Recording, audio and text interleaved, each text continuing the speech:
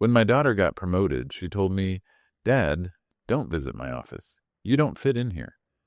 I smiled and walked away without saying a word. 2 months later, she walked into a boardroom and froze because I was sitting at the head of the table. Before we start the story, comment below where in the world you're watching from today, and if you enjoy stories like this, don't forget to subscribe and turn on the bell icon so you don't miss the next one. My name is Omar, and for most of my life, I worked behind closed doors where people wore suits that cost more than my car. I was the kind of man who liked keeping things simple: black coffee, clean desk, and quiet mornings. My daughter, Alina, was my pride. I raised her alone after her mother passed away when she was 12. Every school project, every late-night study session, I was there. Watching her grow into a confident woman was the greatest reward I could ask for. She was brilliant, ambitious, and always said she wanted to make me proud. And she did, until the day she didn't. When she got her big promotion at a major tech firm, she called me, her voice shaking with excitement. "Dad, I did it. They made me director," she said. I could hear the smile through the phone. That night, I bought a small bouquet and drove to her office, thinking I'd surprise her with dinner. I waited in the lobby, watching her through the glass wall, dressed sharp and speaking fast, her hands moving like a leader's. When she finally came out, her smile faded for a moment before returning. "Thinner this time, Dad," she said, lowering her voice. "Next time, maybe don't come by my office. You don't really fit in here." I didn't know what she meant at first. I looked down at my shirt. Plain, not fancy, but clean. "Fit in?" I asked. She laughed nervously. "You know, Dad, my team is young, different vibe, that's all. I just don't want you to feel uncomfortable." She said it softly, but it hit hard. I smiled anyway. "Sure, sweetheart, I get it." I handed her the flowers, but she didn't take them right away. I left them on a bench by the door and walked back to my car. The drive home felt longer than usual. The city lights blurred a bit more that night. That sentence kept echoing in my head. "You don't fit in here." It sounded small, maybe even harmless to her, but it cut through years of sacrifice. I never told her how I skipped vacations to pay for her college, how I sold my old truck when she needed a laptop, how I spent nights fixing broken things around the house so she could study in peace. I didn't want thanks, just respect. But life has a funny way of showing you what people really value. 2 months passed. I didn't hear much from her. I figured she was busy climbing higher. But one evening, while I was reading the paper, I saw a headline about her company. Major tech firm faces buyout after sudden financial drop. I read the details twice. I knew that company. I'd worked with one of their investors years ago, back when my consulting firm was small but strong. I still had contacts in that world, quiet ones, the kind who didn't speak much but remembered favors. I folded the paper, took a slow sip of coffee, and smiled for the first time in weeks. Things were about to get interesting. The next morning, I woke up early, my mind already running through numbers and possibilities. I still had a few friends in the corporate world, people who owed me a favor or two.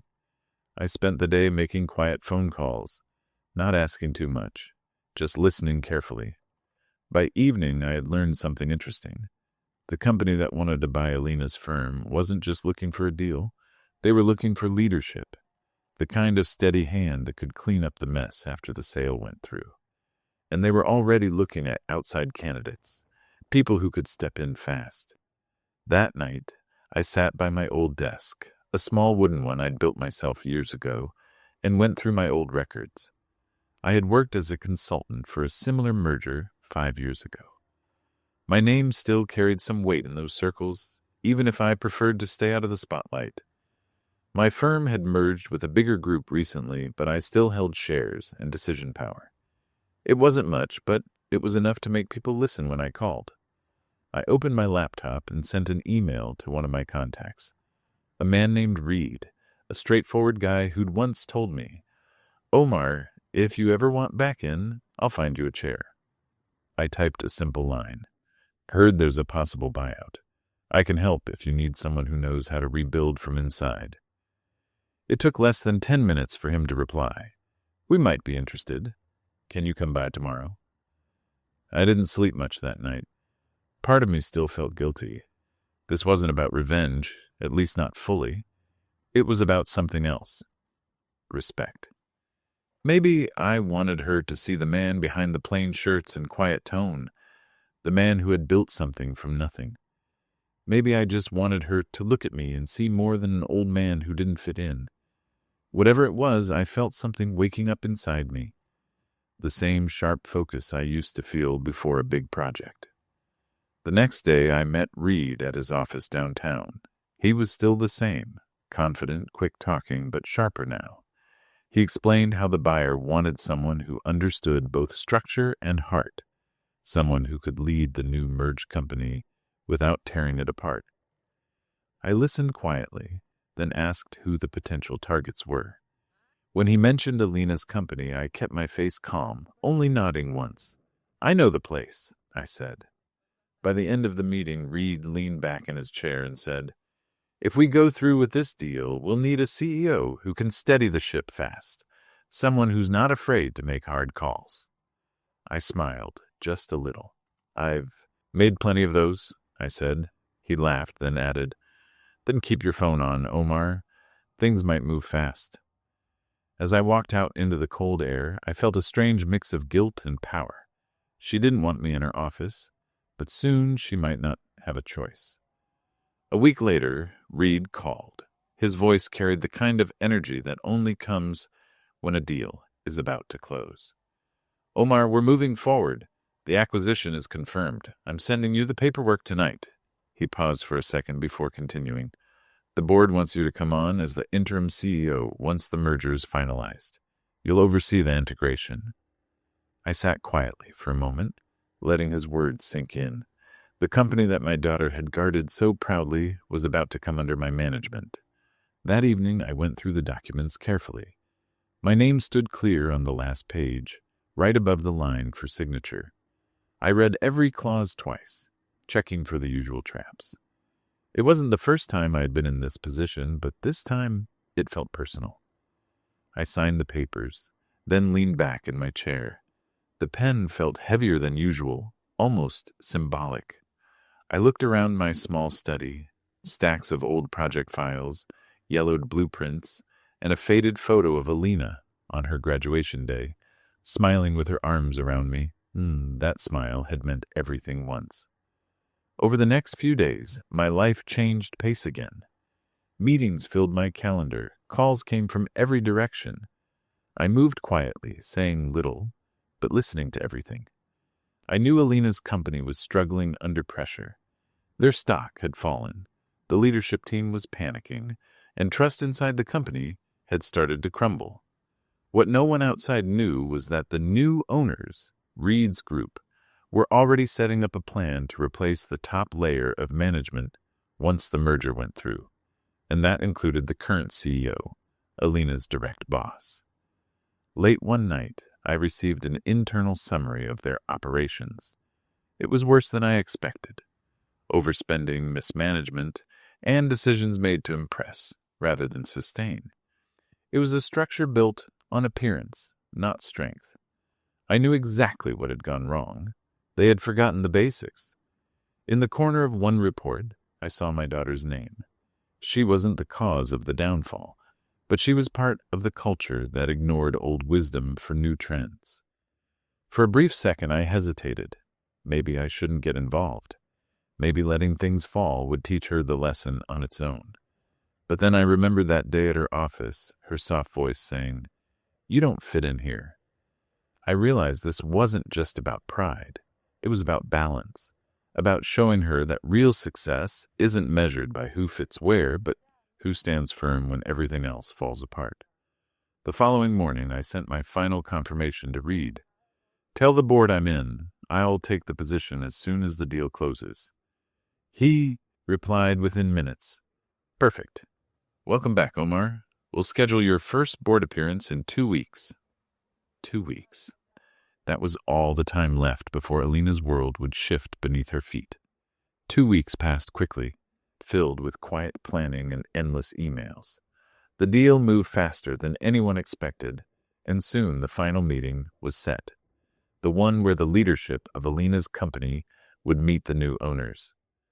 My phone buzzed with confirmation the night before. Meeting scheduled for 10 a.m. tomorrow. Conference room A, that was it. No drama, no build-up, just a single line that carried the weight of years. That morning I dressed carefully. I wore a dark gray suit that had been sitting untouched in my closet for almost 3 years. It wasn't flashy, but it fit well, and it carried memories of older victories. I arrived early at the building where Alina worked, the same one I had once been told I didn't fit in. Standing in that lobby again, I noticed the same polished floors, the same bright walls, and the same reception desk where I had left those flowers months ago. This time, though, the air felt different. I wasn't a visitor anymore. Upstairs, the boardroom was already half full when I entered. A few executives whispered among themselves, clearly unaware of who I was. Reed greeted me with a firm handshake and a quiet grin. "Welcome home, Omar," he said. I simply nodded and took my seat at the head of the table. A nameplate already waited there, Chief Executive Officer. As people settled, I scanned the room. Every face looked tense, every whisper short. They knew something big was happening, but not what. And then just before the clock struck 10, the door opened. A group of managers walked in, led by a woman in a navy suit. Her voice carried confidence, but when her eyes met mine, the words stopped in her throat. Alina froze at the doorway. The color drained from her face as she looked from me to the nameplate in front of me. For a few seconds, no one spoke. The silence was sharp enough to cut through steel. Reed finally cleared his throat and said, "Shall we begin?" I looked at my daughter, keeping my expression calm. "Yes," I said slowly. "Let's begin the merger." The reaction around the room was instant. Chairs shifted, whispers spread, and Alina's hands trembled slightly as she set down her folder. She didn't speak, not yet. I could see her trying to gather herself, to understand how the man she once told not to visit her office was now the one leading it.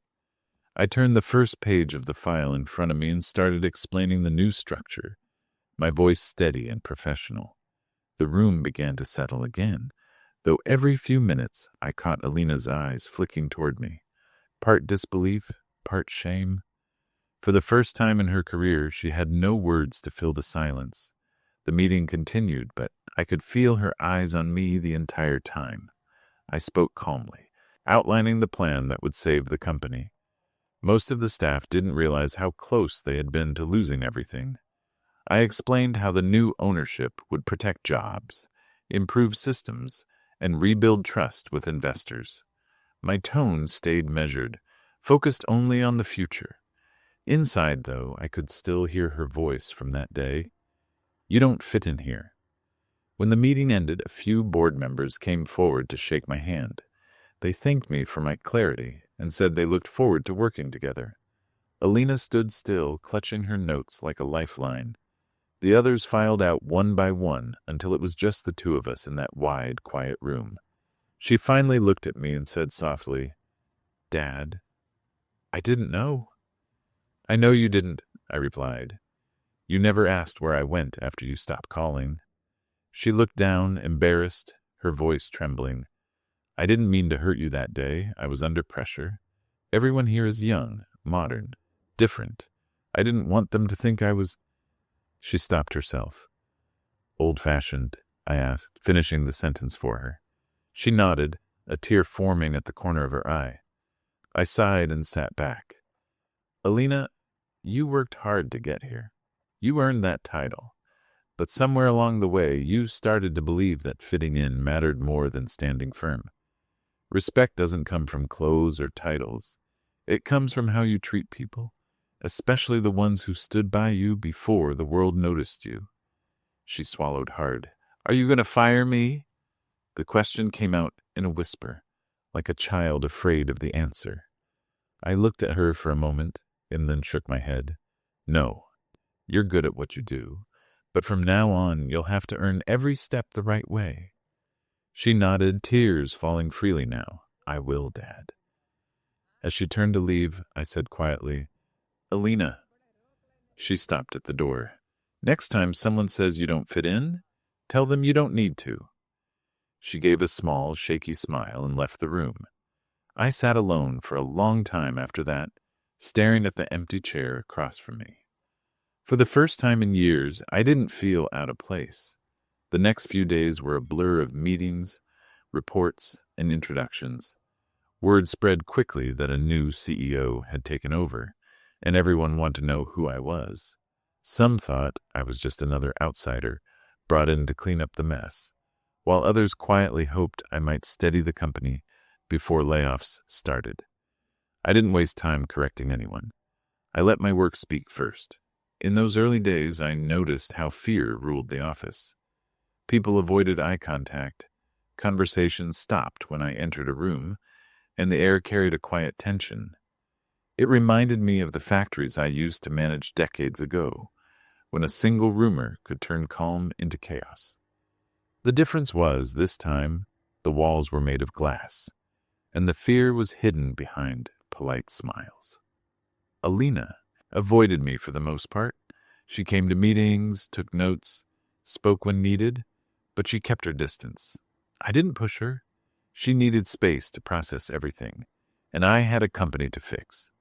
I spent long hours reviewing the numbers, meeting small teams, and walking through every department without warning.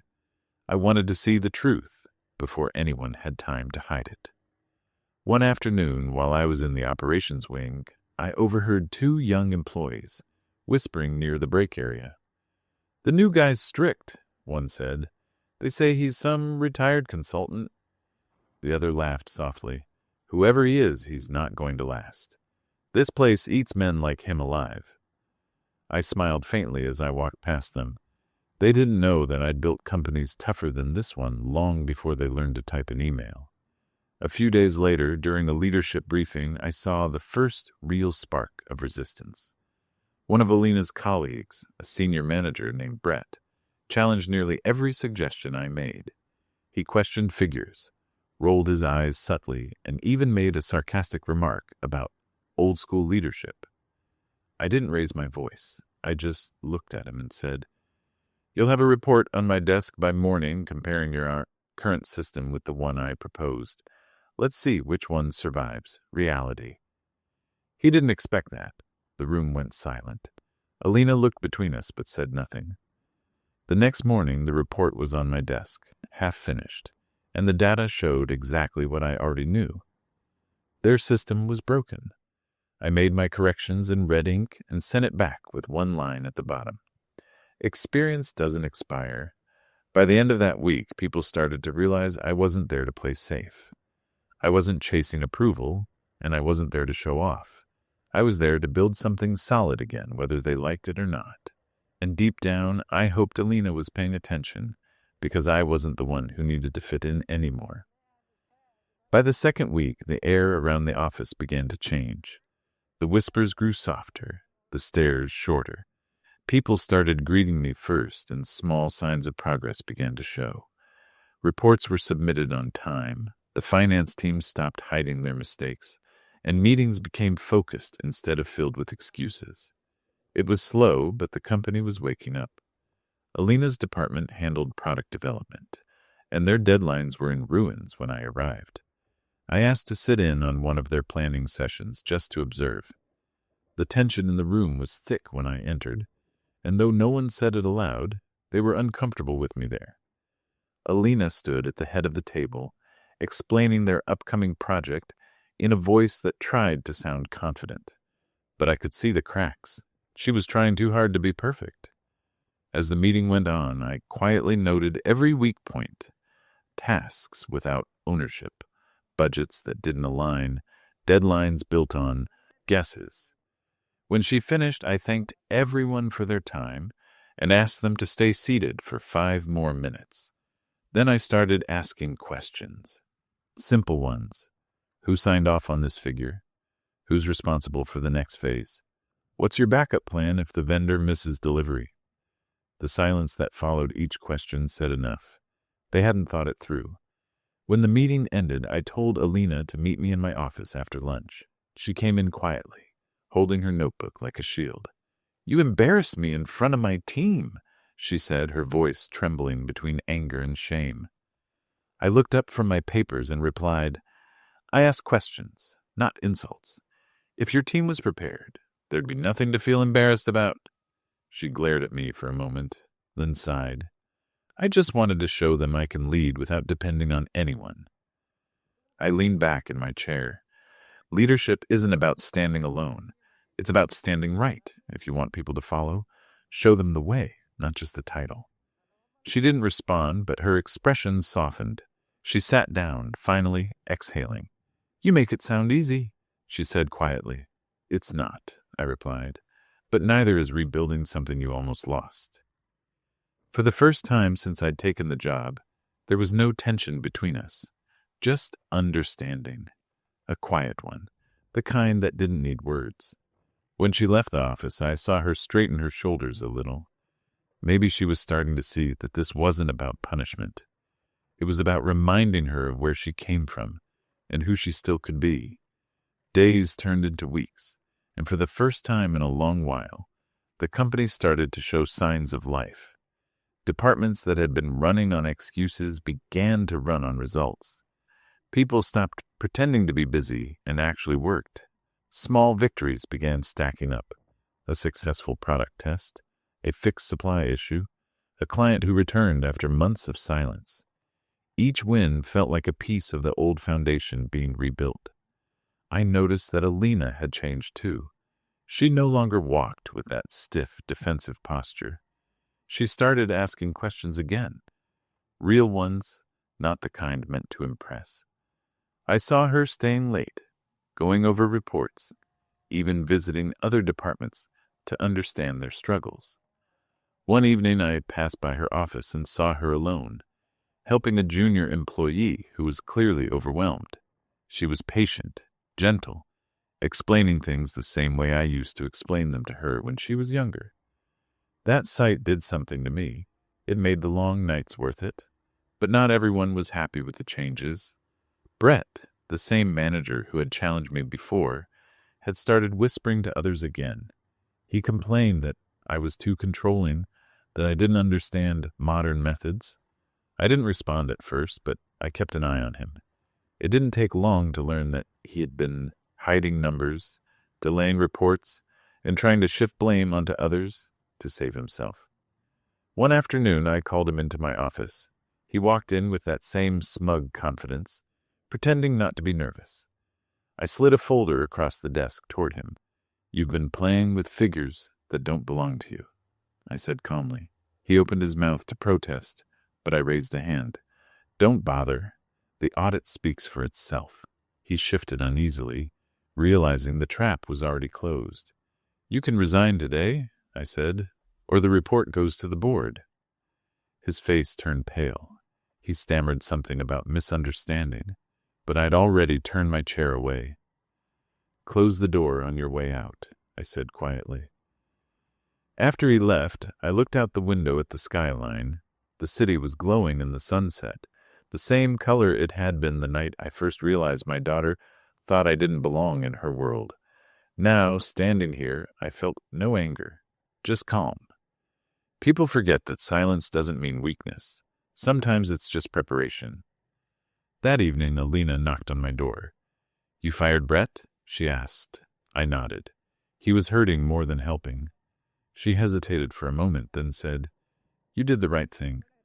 Her tone carried both relief and respect. I smiled faintly. "That's what leadership means, Alina. Doing the right thing, even when no one claps." She nodded slowly. "Hey, I think I understand that now." For the first time, she looked at me not as a father she had outgrown, but as a man she finally saw clearly. The following month was the real test. The merger was officially completed, and I had to face the board for the first quarterly review. Everyone expected me to present the progress and the future plan for the company. I spent nights preparing the report, not because I feared questions, but because I wanted to prove that rebuilding trust was possible without noise or pride. I included every win, every loss, and every small step forward. No sugarcoating, no fancy words. Just truth backed by results. The day of the presentation, the boardroom was full. Reed sat at the far end, watching with quiet confidence. Alina was there too, sitting with the other directors, her pen in hand, focused but calm. I walked to the front and began speaking. The numbers spoke louder than my words.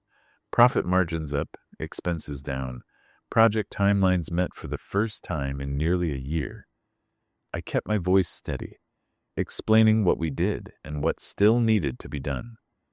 When I finished, the room stayed silent for a few seconds before the chairman stood up and started clapping. One by one, the others followed. Reed gave me a short nod, the kind that said more than words could. I glanced at Alina. She wasn't clapping right away. Instead, she was staring at me, her expression filled with something I hadn't seen in her eyes for years. Pride. Then slowly, she joined the applause. After the meeting, a few board members came to congratulate me, offering polite smiles and handshakes, but I was waiting for one conversation only. As people began to leave, Alina walked up to me. "You did good, Dad," she said softly. I chuckled. We did good. This was never about one person. She looked around to make sure no one was listening, then said, "When I told you not to come to my office, I thought I was protecting my image. I didn't realize I was losing my grounding." I didn't interrupt. She kept talking. "Watching you work, seeing how people respect you now, not because you're the CEO, but because of how you lead, it made me see things differently. You don't have to fit in when you're the one setting the standard." I smiled quietly. "Took you long enough to figure that out." She laughed softly, shaking her head. "Guess I had to learn it the hard way." As we walked out together, the office lights dimmed behind us. The same hallways that once made me feel like an outsider now felt like home. Not because I owned them, but because I had earned my place in them. And maybe, in her eyes, I finally fit in. Not by changing who I was, but by reminding her who she came from. The following weeks moved at a steady rhythm. For the first time in years, I felt calm walking into work. There was no pretending, no arrogance in the air, just purpose. People greeted each other with ease now. Teams shared progress willingly, and mistakes were discussed openly instead of hidden. The company felt alive again, built on honesty rather than image. Alina had become one of the strongest managers in the building. Her team trusted her, and she started mentoring younger staff, just like I had done years ago. She came to my office one evening with a small box in her hands. "I wanted to give you this," she said. Inside was a pen, new, silver, and engraved with my initials. "I remembered the one you gave me when I started college," she said quietly. "You said, every signature should mean something. I think I understand that now." I smiled and closed the box carefully. "That pen wasn't just for signing papers," I told her. "It was for signing your name on things that mattered." She nodded, her eyes soft but sure. "Then this one's for you. You earned it again." We sat in silence for a while after that, both of us looking out the window at the skyline turning gold with sunset. There was no need for more words. The distance that had once felt unbreakable between us had faded into quiet respect. She didn't need to say sorry again, and I didn't need to remind her of the past. Some lessons don't need to be spoken. They live in how people change. That night, as I locked my office and walked through the quiet hallway, I stopped by the same lobby where she once told me I didn't fit in. The floor was the same, the lights were the same, but I wasn't. I didn't feel out of place anymore, not because the building had changed, but because I had. As I stepped outside into the cool night air, I thought about how strange life could be. Sometimes the people we raise forget who taught them to climb. And sometimes the best way to remind them isn't with anger, but with strength, patience, and results, the kind that can't be argued with. For the first time in a long while, I smiled. Not the polite kind, but the kind that comes from peace. I had walked away quietly once. This time, I was leaving on my own terms. The city had changed since the days when I first started working. Everything was faster, louder, full of people trying to prove something to the world. But that night, as I walked through the nearly empty streets, I felt a quiet kind of victory, one that didn't need applause or cameras. I had won back my respect, not by fighting or shouting, but by standing firm and letting time show the truth. I passed a cafe on the corner that Alina and I used to visit when she was in college. We'd sit there after her classes, talking about her dreams and her plans to build something of her own. Back then, she would listen to every word I said, writing down my advice like it was worth gold. Somewhere along the way, life and success had filled her ears with different voices. People who told her what image mattered, what power looked like, and how to climb faster than everyone else. But power without roots always falls. I stopped by the cafe window and smiled. The same barista who had worked there years ago was cleaning the counter. For a second, I considered walking in, ordering the same black coffee I used to get, but I didn't. Some places belong to the past, and they're better left untouched. I walked on, letting the cool wind remind me that the world was still moving, and I was still part of it. The next morning, I arrived at the office early. The halls were quiet, and the light from the windows painted the floor in gold. On my desk, I found a small note from Alina. Board meeting at 10. I'll present the new strategy. I smiled. She was taking the lead. That was the moment I realized my work there was almost done. My role wasn't to stay forever. It was to steady the ground so others could walk stronger. At the meeting, Alina spoke clearly and confidently. She presented new ideas for expansion, plans to modernize systems, and initiatives to support younger employees. The board listened closely, impressed by her command and insight. I watched from the end of the table, saying nothing, only nodding when she looked my way. When she finished, Reed leaned back in his chair and said, "That was solid work. Feels like this company has a future again." Alina glanced at me and smiled. "It does," she said, "because we stopped trying to impress and started trying to improve." Her words echoed softly in the room, and for a moment even Reed was silent. It wasn't just a good answer, it was the right one. After the meeting, she came to my office. "I think we're finally where we should be," she said, sitting down across from me. "I used to think success meant proving people wrong. Now I see it's about proving yourself right." I looked at her proudly. "You've learned the hardest part, Alina. Winning isn't about who sees you. It's about how you stand when no one's watching." She nodded and took a deep breath. "You're leaving soon, aren't you?" she asked quietly. I hesitated before answering. "Maybe. I came here to fix things, not to stay forever. You don't need me to hold your hand anymore." Her eyes softened. "I never did," she said. "I just needed to remember why I started." That line stayed with me long after she left the room. It wasn't just her story anymore. It was ours. The distance that once existed between a father and daughter had turned into something better. Respect built on understanding. That evening, before leaving for the day, I walked through the office one last time. The place felt different now. People were laughing, screens were filled with real progress, and the energy in the air was lighter. When I reached the elevator, I saw Alina standing by the window, talking to her team. She looked confident, calm, not proud, but sure of herself. I watched for a moment, then turned away. As the elevator doors closed, I thought about how strange and beautiful life could be. Sometimes silence teaches more than speeches. Sometimes walking away doesn't mean defeat. It means letting others finally stand tall. When the doors opened on the ground floor, I stepped out into the bright afternoon sun. The same lobby, the same building, but a completely different feeling. I smiled to myself and whispered, "Now I fit in just fine."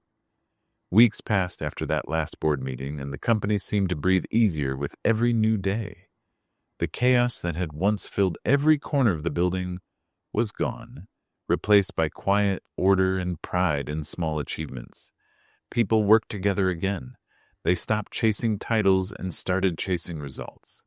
The place had found its rhythm, not through fear, but through respect.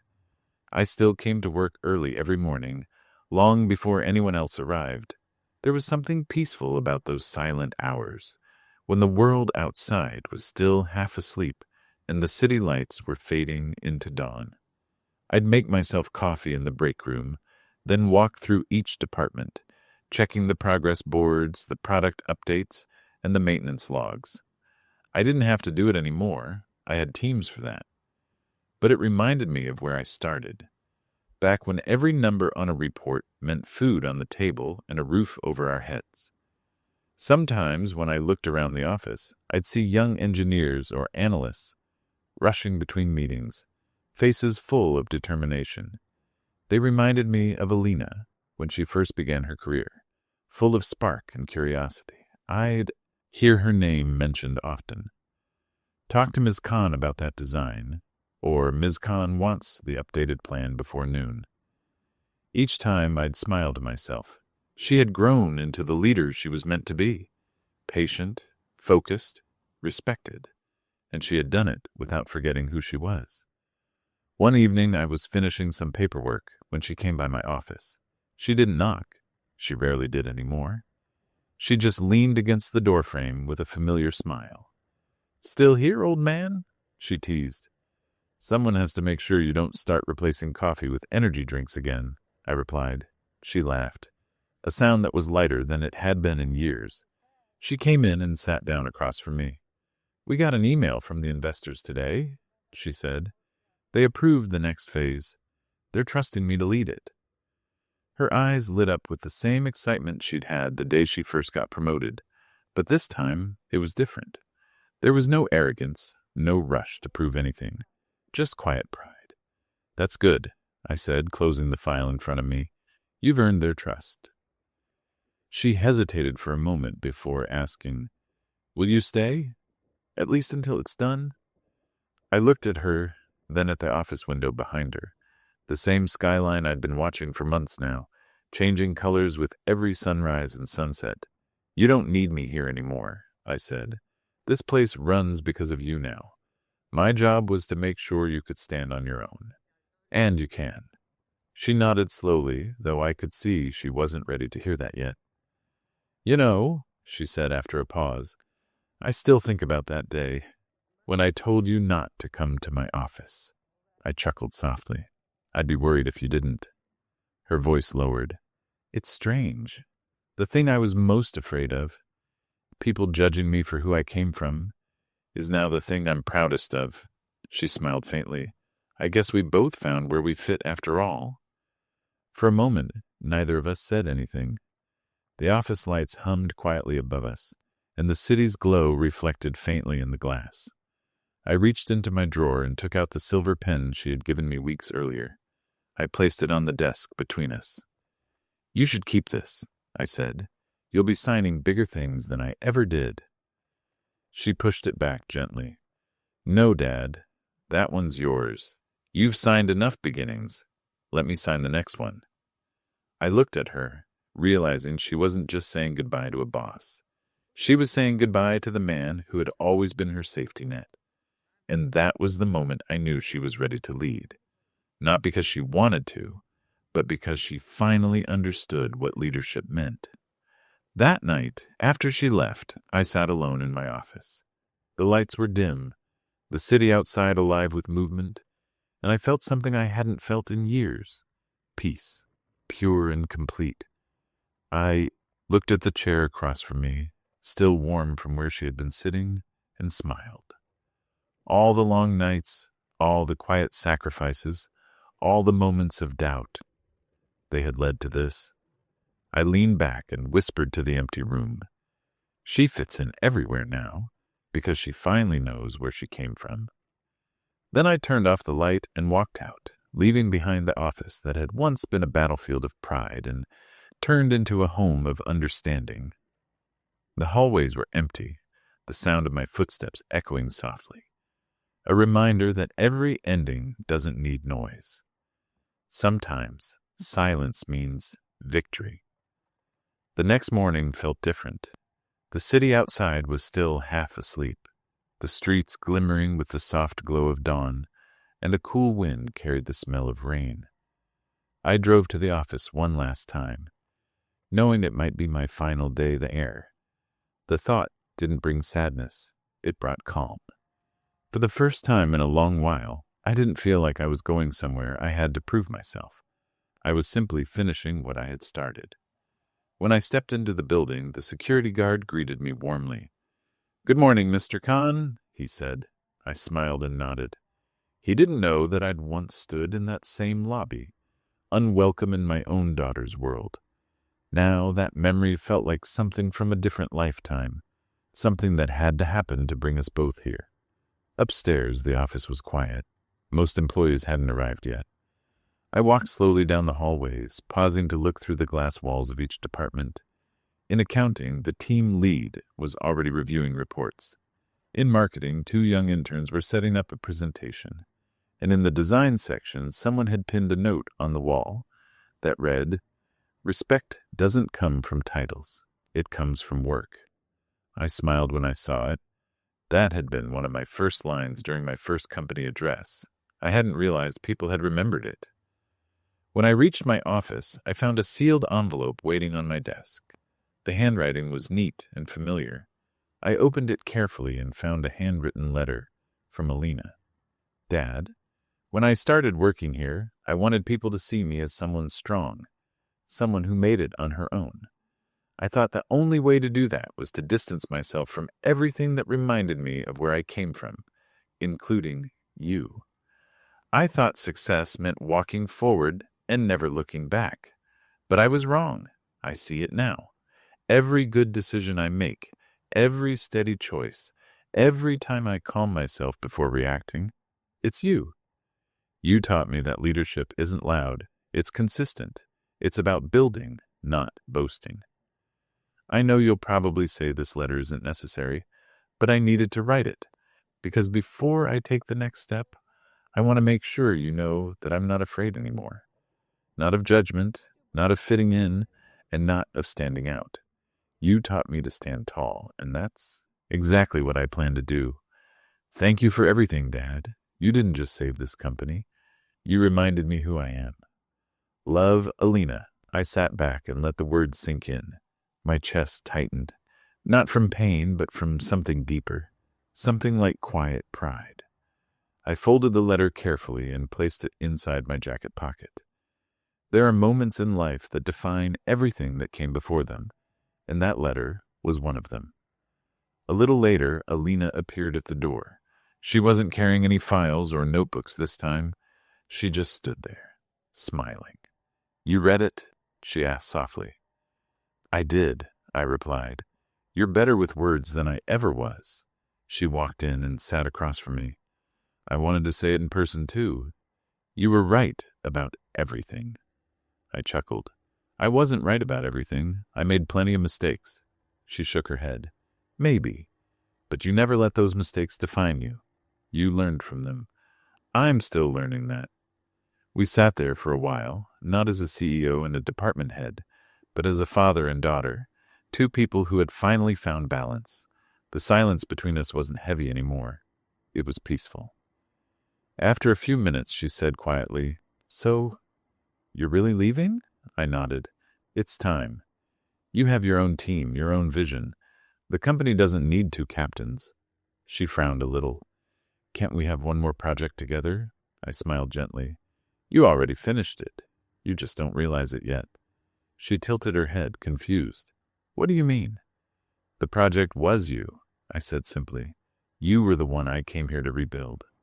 Her eyes softened and she looked down, her voice barely above a whisper. "You did a good job then." I stood up and walked to the window. The city looked alive, full of motion and light.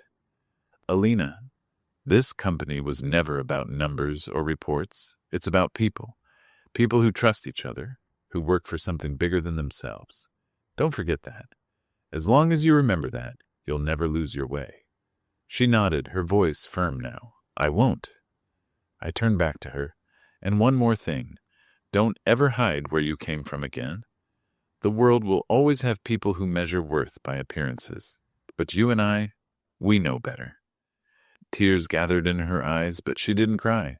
She just smiled the same way she did when she was little. Quiet, brave, full of love she couldn't quite put into words. When I finally picked up my briefcase, she stood up too. "Where will you go now?" she asked. "Maybe somewhere peaceful," I said. "There's a small town near the hills I used to visit with your mother. I think I'll stay there for a while. Fix the old cabin, watch the seasons change." She nodded, understanding that this goodbye wasn't forever. It was just the next step. I reached the doorway, then stopped and turned back. "Alina," I said softly, "you once told me I didn't fit in here. You were right." She looked at me, startled, but before she could speak, I added, "Because I wasn't meant to. I was meant to make sure you did." For a second, her expression broke. Tears fell, and she covered her mouth to stop herself from sobbing. I walked back, hugged her tightly, and said, "You're ready now. Lead well." When I finally stepped out of the building, the sunlight hit my face, warm and bright. I looked up at the tall glass tower that had once been a symbol of rejection and pride. Now it was something else entirely, a monument to growth, to lessons learned the hard way, and to love that had endured through silence. As I walked toward my car, I saw my reflection in the glass wall. Older, yes, but lighter somehow. I realized that fitting in was never the goal. Standing tall without bending to the world was, and I had done that. Driving away, I thought about how far we had both come. Life had a way of testing people, breaking them just enough to teach them what really mattered. For me, it wasn't about success or revenge or power. It was about something simpler. Respect that didn't have to be spoken, and love that didn't have to be explained. The road stretched ahead, open and endless. For the first time in years, I wasn't running from anything or chasing something I'd lost. I was just free. And somewhere behind me, in that tall building of glass and light, my daughter was finally where she belonged.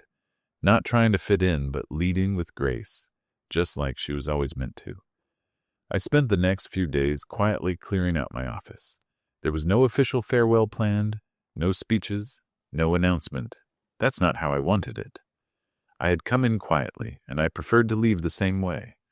Every file, every document, every pen on that desk held a memory of a long, winding road, a road full of both pain and pride. The papers were full of numbers, but behind every number there was a story, a person who had worked late, a small victory after many sleepless nights, a risk that paid off. I went through the bottom drawer of my desk, the one I had never touched since taking the job. Inside were a few old notebooks, an extra tie, and a photo frame wrapped in tissue. I unwrapped it carefully. It was a picture of Alina when she was 10, holding a cardboard sign that said, "My dad is my hero." Her handwriting was messy, the letters uneven, but I could still remember that day. It was for a school project. She had wanted to make something about people who build, and she'd chosen me. I had come to her class to talk about hard work and respect. Back then, she had looked up at me like I could fix anything. Time had changed that look. Life had a way of doing that. Children grow, dreams shift, and somewhere between ambition and fear, they forget where they came from. But I didn't blame her anymore. The truth was, I had changed too. I had allowed distance to settle between us because I thought she needed space to build her own life. I never realized that space could turn into walls if no one breaks the silence. That afternoon, while I was packing, Alina came by my office again. She stood by the door, holding 2 cups of coffee. "I thought we could have one last drink together before you leave," she said softly. I smiled and gestured for her to come in. She handed me a cup, black, no sugar, just the way I liked it. For a while we didn't talk. We just sat there, sipping our coffee in quiet peace. Then she said, "You know, people keep asking what kind of boss you were before the merger. They want to know where you came from, How you manage to stay so calm even when everything's falling apart. I raised an eyebrow and chuckled. What did you tell them?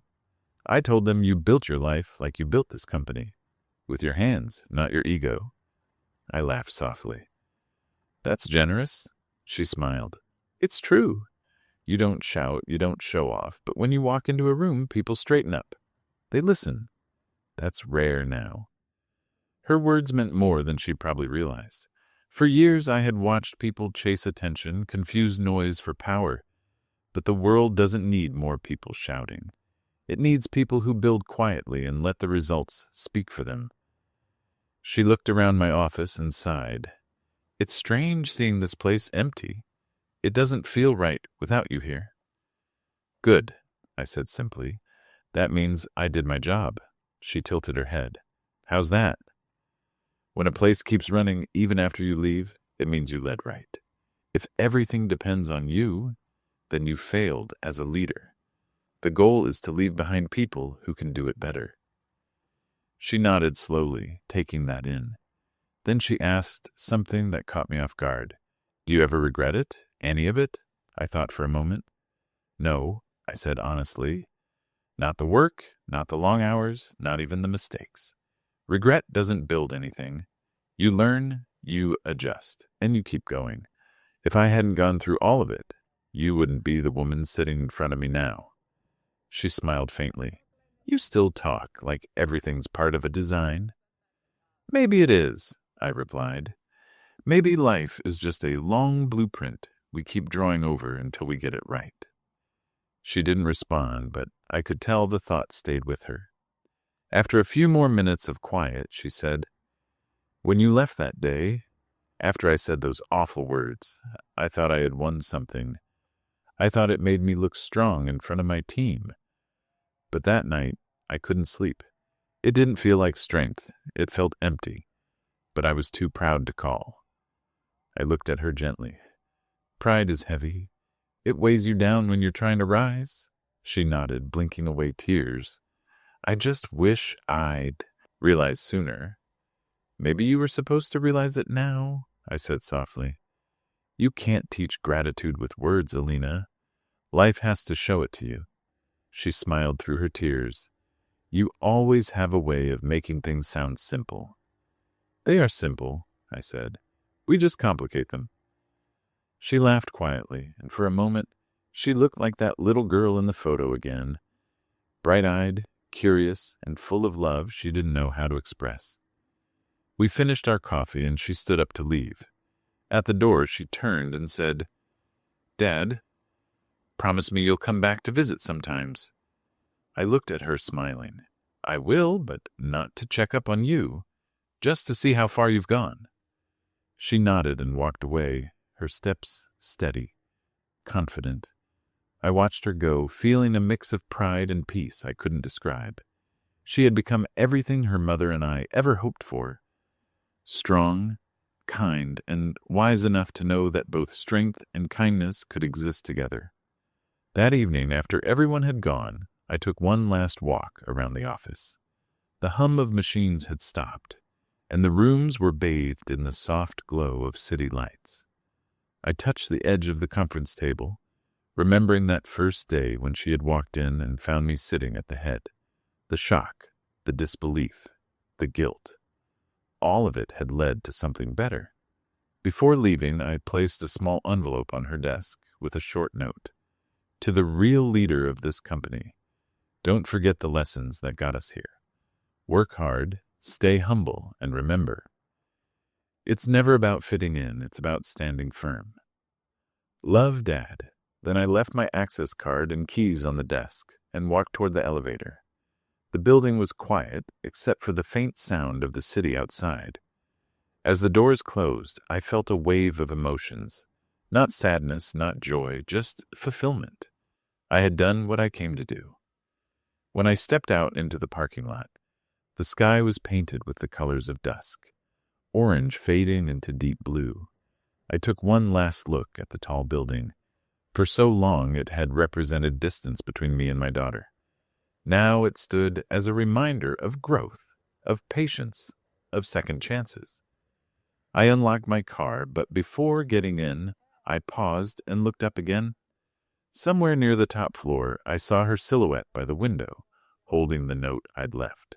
She didn't wave, but I didn't need her to.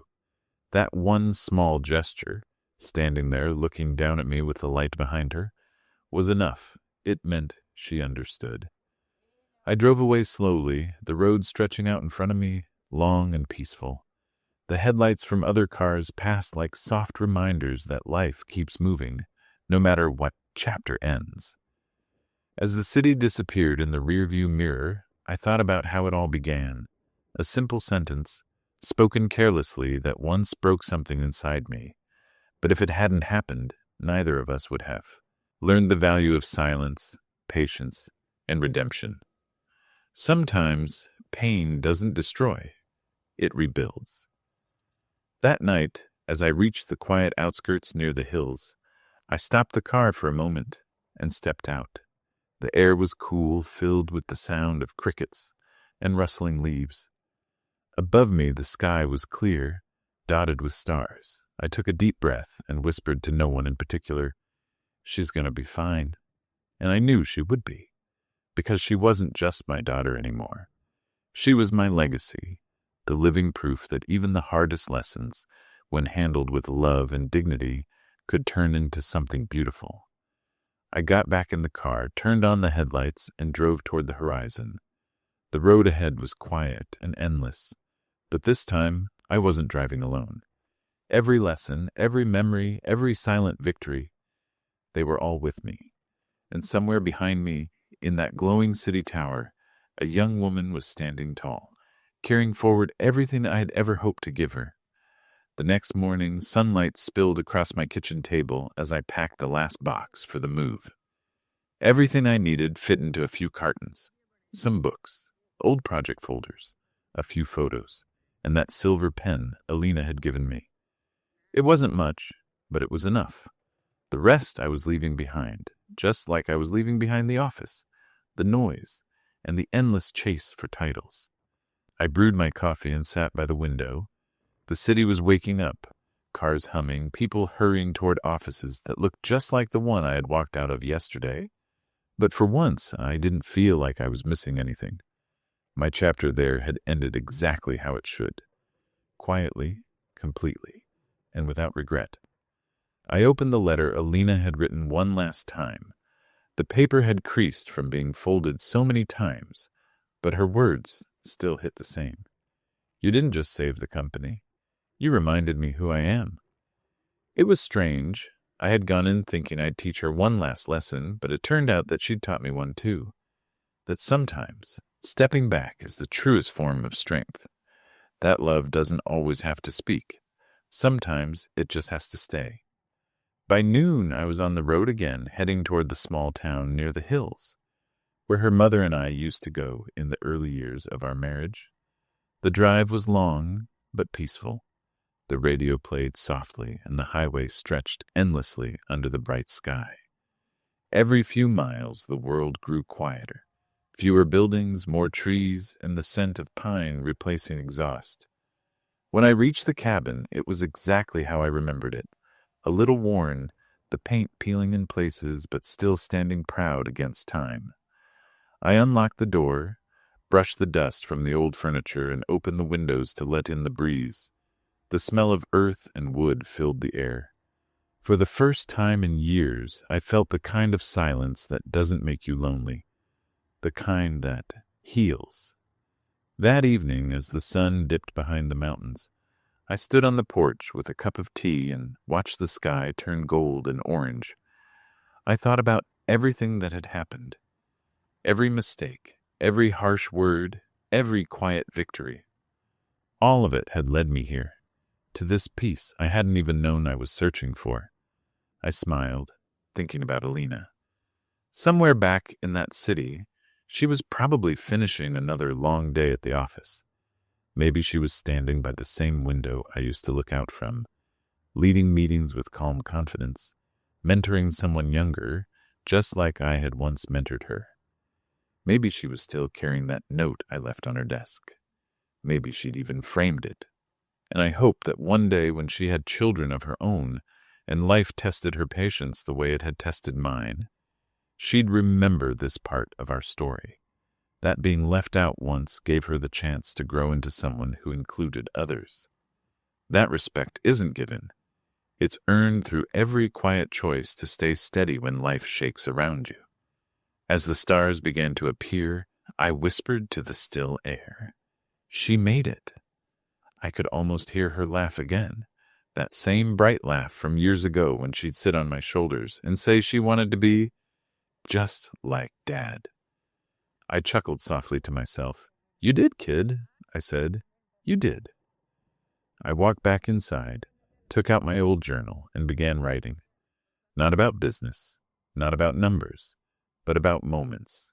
The day she took her first step, the first time she fell off her bike and refused to cry, the night she stayed up studying and I brought her hot cocoa, the day she said I didn't fit in, and the day I proved that I never needed to.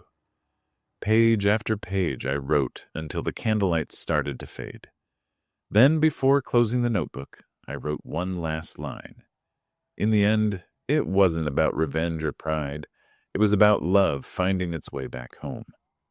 I closed the journal, blew out the candle, and sat in the quiet room for a while. The wind rustled through the trees outside, and for the first time, I felt that strange, full peace of a man who has given everything and received more than he expected. Not money, not power, but understanding. The next morning I woke early, brewed another pot of coffee, and stood outside as the first rays of sunlight touched the grass. I took a deep breath, looked toward the horizon, and felt the weight of everything finally lift. It was a new day, not just for me, but for both of us. Some stories end with noise, others with applause. But the best ones, the real ones, end like this. In peace, with lessons quietly passed on, generation to generation. As I packed up my camera to take one last picture of the sunrise, my phone buzzed. It was a message from Alina.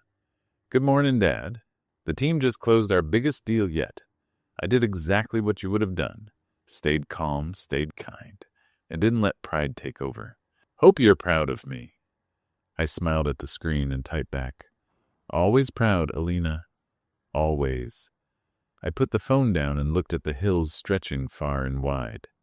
Life had a rhythm again, one that didn't demand anything, just presence. I sat on the porch, letting the sunlight hit my face, and realized that sometimes the most powerful thing a person can do is walk away once their work is done, leaving behind a better world and a stronger heart. So, if you've watched this story till the end, remember this. Sometimes the ones who walk away quietly are the ones who've already won. It isn't about proving others wrong. It's about living right. Thank you for listening to my story. If it touched your heart or reminded you of someone you love, make sure to like this video. Share it with someone who might need a reminder that respect and love don't fade with time. They only grow stronger when handled with grace. And if you'd like to hear more stories that speak about life, family, and the strength found in silence, subscribe to the channel and turn on the notification bell so you never miss what comes next. Because every story, even the quiet ones, has something to teach, and sometimes the softest voices leave the loudest echoes.